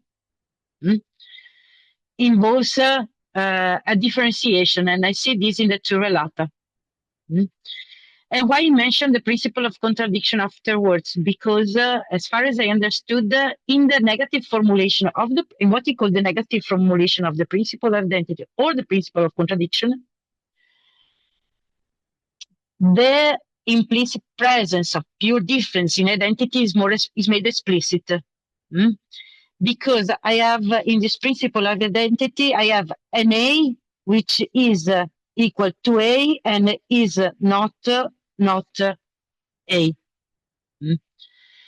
And saying that A is not A, okay, I have the perfect expression of the argument that he uses to show that identity contains different. Because saying that A is not A is more or less the same as saying that identity is not difference, is not its negation. So I have a difference which is posited, and at the same time it is aufgehoben, it is negated, and immediately disappear. So it is a formalization of that movement of reflection, which I try to explicate when I try to outline the dialectic of identity. And it is an argument that is still from Plato, from the sophist. Identity is different from difference, therefore identity is, in order to be different from difference, need to be in itself something different. Or identity as different in itself in order to be identity. That is precisely what you want to show in that part of the dialectic. And it's the formalization is identity A is different from different is not A. So this is the function of that principle of what he calls the principle of contradiction. And I think that for him, identity concretely understood is the same, is implicitly or as implicitly in itself the same contradictory structure that we find in the dialectic of contradiction. The dialectic that we find, the contradiction is an explicitation of the process of self-differentiating identity that we already meet at the beginning. Mm? Or more precisely, the dialectic of contradiction made explicit the truth of the self-differentiating identity that we meet at the beginning of the dialectic of reflection. And this is why he says that contradiction is more essential, is truer than identity. Because they are the same thing. They are reflection. But contradiction tells to us something more than identity, about the identity of essence with itself, and about the contradictory structure of identity with itself. But I'm not sure I answered the question. Please let me. Sí, Gianfranco, por favor. Gracias. Voy a decir algo que va a sonar muy obvio y muy simple, quizás. Em, a ver, algo que Hegel quiere hacer, y en eso creo que estoy de acuerdo contigo, Miquela, en esta parte, en este capítulo, es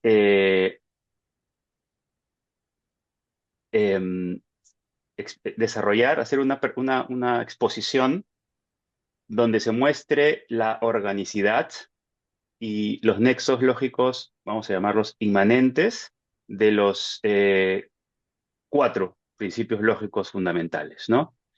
Identidad, contradicción, tercio excluido y razón suficiente. No sé, discusiones sobre si identidad y contradicción son uno solo, son dos distintos, pero asumamos que son estos tres o cuatro, en todo caso, ¿no? Entonces, claro, ese es el orden que Hegel está siguiendo más o menos aquí. Y claro, parte del más básico, que es el principio de identidad, y a partir del principio de identidad quiere mostrar que el principio de identidad no se refiere solamente a la identidad abstracta, sino que en realidad la identidad contiene ya una oposición intrínseca, una contradicción. Y tan es así que la tradición siempre los ha expresado como juntos o como complementarios o como, no sé, siempre van asociados porque uno es el lado positivo y el otro es el lado negativo, ¿no? Como decía lo que acabas de mencionar justamente. Entonces, claro, lo que vendrá a continuación es ver cómo de esa identidad se deriva el segundo o tercer principio, según sea el caso, el del tercio excluido, ¿no? Porque y aquí ya estamos en el terreno de los juicios, en realidad, porque el principio del tercio excluido no se refiere a conceptos, sino a juicios, ¿no? A proposiciones. Hegel hace una decisión de proposición y juicio que luego retoma más adelante, pero en fin, ¿no? Que una cosa es o no es, no hay una tercera alternativa, ¿no? Pero claro, luego vendría el principio de razón suficiente, que es lo que Hegel está llamando aquí fundamento. Y Hegel lo llama fundamento porque no es fundamento en el sentido de algo presupuesto de antemano, el substrato sobre el cual se funda todo lo demás, sino es algo que resulta también del propio movimiento inmanente del principio de identidad, algo que ya estaba contenido, estaba presupuesto y que solamente en la exposición se va a hacer evidente hasta manifestarse explícitamente y va a aparecer al final como fundamento. Y hay algo interesante aquí, ya esto iba, y es que Hegel en una parte, no me acuerdo si es al final de este capítulo o al principio del otro, pero dice, y el fundamento es el verdadero silogismo, algo así, como veremos más adelante, ¿no? Veremos más adelante la doctrina del concepto. Entonces, claro, ahí estamos más o menos reproduciendo la estructura que luego vamos a ver en la doctrina del concepto. Principio de identidad y no contradicción se referiría al concepto primero, ¿no? Como sujeto, digamos. El principio del tercio excluido está referido al juicio y el fundamento es el silogismo, es decir, es la mediación ya acabada, ¿no? Ahora, decía, esto quizás suene bastante obvio, pero es algo que viendo así las cosas sobre la mesa No, me actually, queda más claro, ¿ah? I don't think it is obvious at all. I think it's kind of really interesting because um, that makes a lot of sense to me. I didn't remember about the ground and syllogism part. Maybe it's the beginning of the ground part. I'm not sure because I died at the end of the contradiction, so I stopped there for now. But it makes sense because the function of this part is precisely to mediate the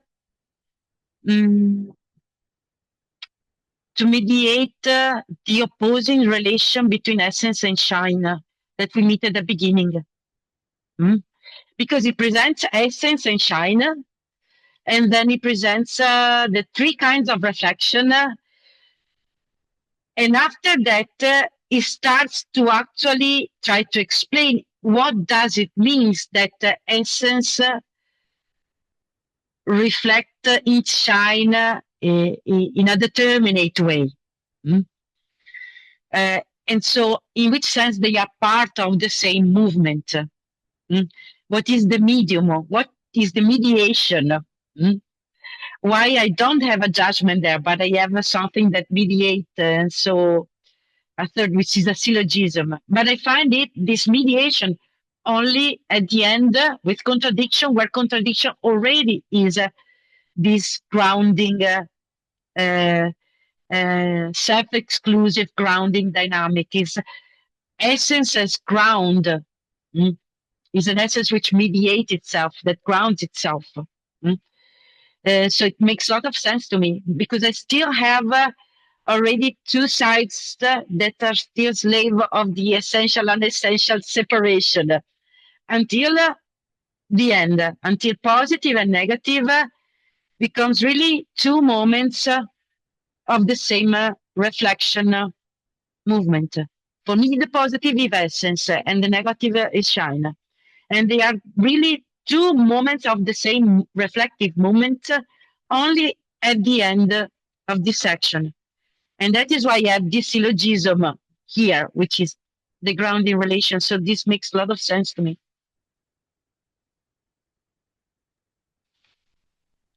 Gracias, Miquela. Todavía hay una pregunta de Clara, que pues, sí, adelante. Si da tiempo, que no sé. Bueno, lo digo rápido y si no. Sí, sí hay tiempo, sí hay tiempo. Bien. A ver, mi pregunta es, o sea, no sé cómo lo veis vosotros, pero a mí me extrañó bastante el tipo de razonamiento que hace al comienzo de la observación sobre el principio de identidad. Esto está en la página 462-63 en la edición de Duque, y en la alemana, por si alguien lo sigue desde, a ver, esta luz que es terrible, desde otro lado es la 263 y 264. Entonces, no sé cómo ponerme. Claro, entonces lo que dice ahí Hegel es sorprendente, porque dice, parecería que la experiencia nos valida este principio, ¿no? Cuando dice un árbol es un árbol, cualquiera es cualquiera. Y entonces me sorprende el razonamiento que hace después, porque dice, en realidad estamos diciendo que eso ocurriría cada vez que lo aplicáramos a cualquier experiencia. Pero dice, ya estoy en la 463, si fuéramos a lo concreto, si fuéramos a cualquier experiencia concreta, veríamos que todo lo idéntico contiene ya la referencia a algo múltiple y diverso, ¿no? Porque toda experiencia concreta es ya sintética. Entonces, en todo lo concreto, en cualquier concreto que por definición es sintético, podríamos sacar el principio de identidad como artificiosamente, pero cambiaríamos una experiencia que ya de suyo es sintética, ¿no? Entonces, en realidad lo que vemos es que la identidad se da solamente unificada con la diversidad. Pero claro, es un argumento como muy extraño, porque lo que un principio lógico de este tipo se supone que significa no es lo que tú te encuentras, diríamos kantianamente, a posteriori en la experiencia. Por supuesto que la experiencia es siempre sintética y que lo concreto es un conglomerado de determinaciones, pero es que el principio de identidad se supone que es previo o lógicamente anterior, no en el sentido de cuándo lo sacas tú de la experiencia. O sea que cuando Hegel dice has modificado la experiencia cuando sacas el principio de identidad, parece que lo has modificado en un sentido cronológico, ¿no? Como primero está la identidad concreta y compleja y luego tú puedes sacar la identidad, pero ningún filósofo entiende que el principio de identidad o cualquier principio a priori, dicho kantianamente en general, funciona de esa manera. O sea, se supone que es anterior no en el orden de cómo tú lo extraes de la experiencia, sino que está presupuesto en toda experiencia posible, ¿no?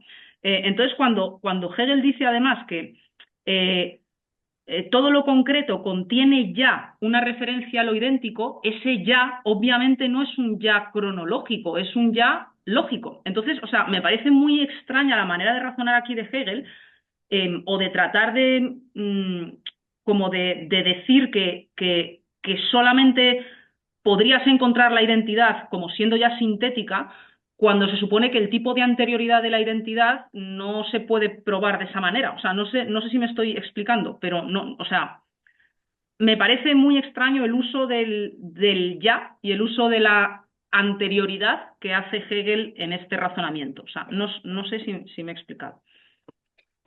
Hi, Clara. Thank you. Hola, And, muchas gracias, Miquel, ha estado genial porque eran algunas partes muy difíciles y muchas mhm. gracias por la exposición. This reference to experience, it's weird, but not so weird if we think when you mention Leibniz, and he's provocative also in this part. Let me see if I find that part. Just a sec. Identity. It's on the German page is 263.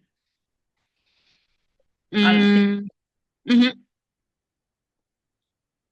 Just a sec.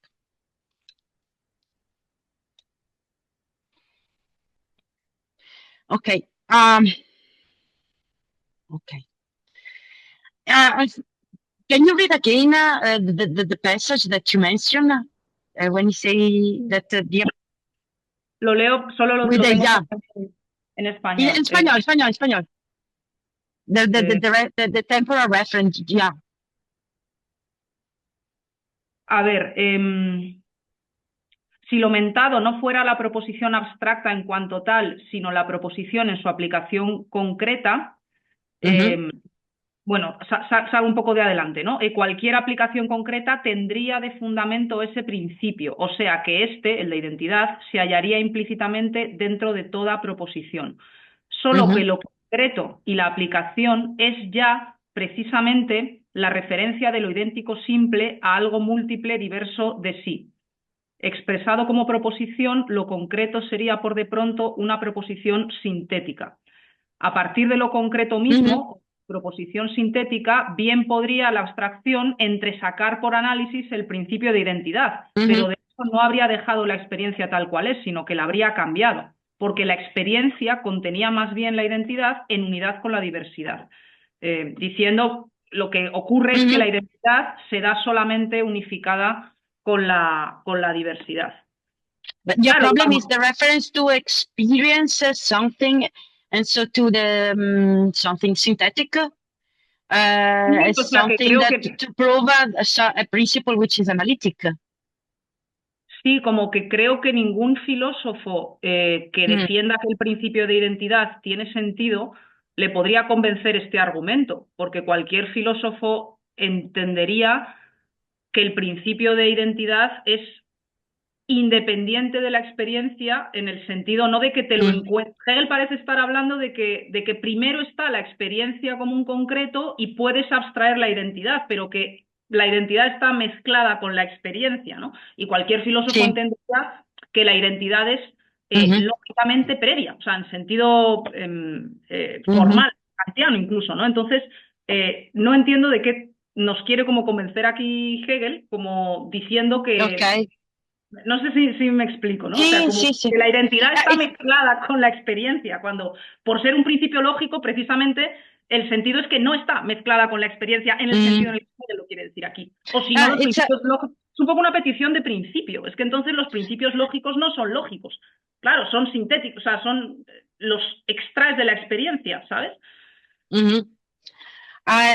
It is a detail, but it is really complex, and it is really important because it involves a lot of problems here. First of all, from a general consideration, we are in a remark. So the reference to experience that he's doing is in order to clarificate something that supposedly he tries to explicate a priori in the unfolding of the dialectic of identity. But why this reference to experience? This reference for an to speak of argue something about a principle which supposedly is an a priori principle. It seems that here he is in a dialogue with Leibniz, okay? And maybe there is another, it's really provocative in this part. There is a provocation here that is related to what he writes. For example, and it may be related with what you said when you say happy times for metaphysics, these when it was practiced at the court, and no greater effort was called to demonstrate its proposition than to compare leaves of trees. So maybe it's trying to dialogue with someone which tries to do metaphysics, also looking at experience.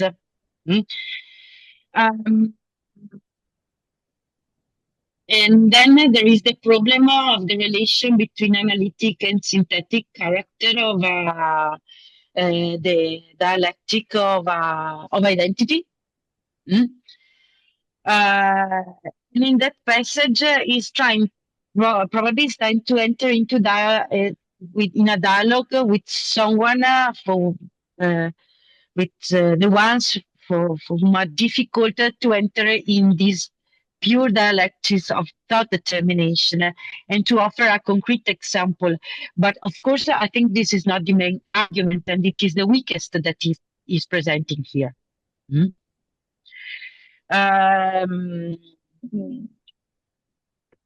the idea is that if we look at the identity of everything there is, we see that this identity is already a synthetic identity, because everything defines what it is, its own identity, only in relation to what it is not. But it almost goes back to the something which is a simple determinate being here, which is the weakest, for me, it is the weakest part of the argument. Because it's not talking about essence anymore here. It's talking about a concrete existing things. Trees, leaves. Yes. So yes, it does not work in order to show what it want to show is the more concrete example to give a minimal idea of why identity can involve in itself difference. But it's a very good. Es muy difícil que pruebe eso, como tú dices, dando ejemplos de entidades que no están pensadas desde el punto de vista de la esencia ni de la reflexión. Eso es, creo, lo que me hacía difícil de entender, ¿no? Que era una idea demasiado, inmediata, de entidades que no pertenecen, creo, al registro de la reflexión propiamente o de la esencia. O sea que por ahí me ayuda mucho. But I think that he needs to do this even if it's not precise from the point of view of the specific dialectic of essence, because he perfectly knows that he's saying that the thesis that he is presenting in this session are revolutionary with respect to this common view of formal logic, which is the dominant one in all the Western canon of philosophy. So he needs to reinforce the arguments which are not the true arguments with this concrete example in order to show that what he said about essence and shine and the contradictory nature of reflection is not nonsense. This is my impression. Has hecho una lectura mejor que la del que así me convence más que el propio texto de Hegel. Gracias. Gracias. Gracias, Clara. Sí, perdón. Tenemos la última intervención de la sesión con Gianfranco. Sí, perdón, estamos sobre la hora. Muy breve. Sí, justamente a partir de observaciones como la de Clara, es que me da la impresión de que Hegel está metiéndose con muchos debates en simultáneo, ¿no? Aquí podríamos traer a colación el debate nuevamente entre empiristas racionalistas de Locke versus Leibniz, la respuesta de Leibniz en los nuevos ensayos sobre el entendimiento humano, que donde critica punto a punto el texto de Locke. Y Clara mencionó que ningún filósofo diría que el principio de identidad se deriva de la experiencia. Bueno, Locke decía justamente eso, ¿no? No había ningún principio innato, todos los principios se derivaban de la experiencia, porque si el principio de identidad, que es el más simple de todos, fuera innato, dice Locke, cito casi, los niños y los idiotas lo entenderían. Como no lo entienden, entonces no puede haber nada innato, ¿no? En la mente. Eso se reelabora, obviamente, y toman la forma de si son o no a priori, o si son o no analíticos. Pero, en todo caso, lo que Hegel sí dice, un poco más abajo en esa página, son dos cosas. Una, voy a leer, eh, lo que él muestra es que dentro de la expresión de la identidad acaece también inmediatamente la diversidad. Entonces ahí no hay ningún tránsito temporal, se dan en simultáneo, ¿no? La identidad presupone o la diversidad está presupuesta ya en la identidad, ¿no? Por eso mencionaba hace un rato también que en esta parte parece que el principio de identidad y el de contradicción fueran el mismo principio, dependiendo de por dónde lo mires. Y lo segundo que también queda claro en Hegel es que el principio de identidad y contradicción son sintéticos, no son analíticos, ¿no? Y lo dice más abajo en esa misma página, 464 de la de Duque. Lo que de aquí se sigue claramente es, para empezar, que el principio mismo de identidad, y más aún el de contradicción, no es meramente de naturaleza analítica, sino sintética. Ahora, ¿dónde funda Hegel eso? Por aquí y por allá, pero creo que quien lo funda mejor es Schelling, ¿no? En el sistema del realismo trascendental nuevamente, donde sí da las razones por las cuales cree que es una proposición sintética la que expresa el principio de la filosofía y no meramente analítica, ¿no? Porque contiene dos elementos distintos. Porque el A igual A no es que sean dos cosas que se igualan siendo las dos cosas la misma cosa. Eso sería imposible y ahí no habría conocimiento ninguno para Schelling. Para que haya conocimiento tenemos que poner juntos dos cosas que son distintas y que no están implicadas la una en la otra. Es más bien un A igual B, lo que implica la proposición yo igual yo, como principio de la filosofía, ¿no? Entonces, no sé si Hegel toma un poco de esta fundamentación de el carácter sintético de los principios de reflexión de Schelling, o si busca su propia forma de fundamentarlos, algo que no se revela aquí, sino eventualmente más adelante, ¿no? Pero en fin, era solamente una observación general. Grazie, Gianfranco. Just an observation. On the analytic synthetic character, this is as difficult. He says that it is synthetic because they involve two different things together. Okay, identity difference, likeness and unlikeness, and so on. But at the same time, I don't know if this means that the fact that they are synthetic, it means that they are not also in a certain way analytics, in a sense that they still are principles that speculatively considered are derived on the basis of the pure determination of the dialectic of pure determination of thoughts. It's always a difficult point that is going on with the analytic synthetic relation when it comes to Hegel's logic. I remember that in the subjective logic, in the logic of the concept, he considered the problem of the analytic synthetic, and he tries to deconstruct this dualism. But of course, here he needs to say provocatively again that they are synthetic because traditionally they are considered as merely analytic. Como mera, como mera proposición analítica y como mera tautología, además, dice antes, ¿no? Sí. Saying that they are synthetic is another provocation. But of course they are, but it is also provocative when we underline the synthetic character of these principles.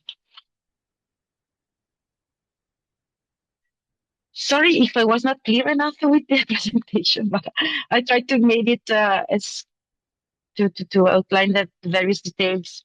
Maybe I should have been more general. Muchas gracias, Miquela, por la presentación y también por los comentarios y respuestas a las preguntas, y gracias también a los y las participantes. Vamos a cerrar ahora la sesión. La siguiente semana, el viernes 13, Gianfranco se encargará de la presentación sobre el capítulo del fundamento. Así es que nos vemos entonces la siguiente semana, y nuevamente muchas gracias por su participación y atención. Hasta Gracias. la Chao, próxima. Clara. Gracias, chao, Miquela. Gracias.